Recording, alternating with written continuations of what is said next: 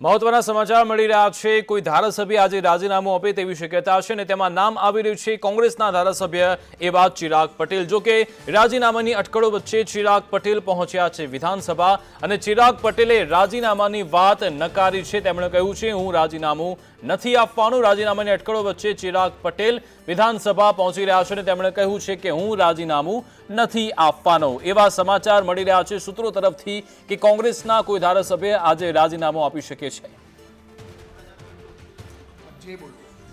चिराग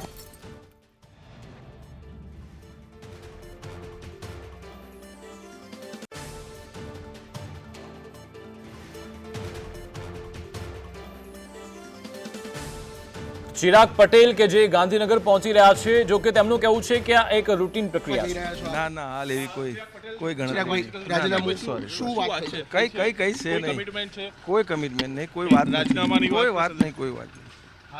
ભારતીય જનતા પાર્ટીમાં પાછી ઘર વાપસી થશે તમારી? હાલ એવું કઈ છે નહીં। મને પણ તમારી ઘર વાપસી નક્કી છે કે શું નિર્ણય કરવાનો છો ચિરાગભાઈ? ટૂંક સમયમાં વિધાનસભા મળશું ને આપણે? આજે મંગળવાર છે એટલે આજે વિધાનસભાનો જ દિવસ છે એટલે મારા વિસ્તારના લોકોના મારા વિસ્તારના પ્રશ્નો માટે હું દર મંગળવારે ગાંધીનગર આવતો જ હોઉં છું અને એક રૂટીન પ્રક્રિયા છે।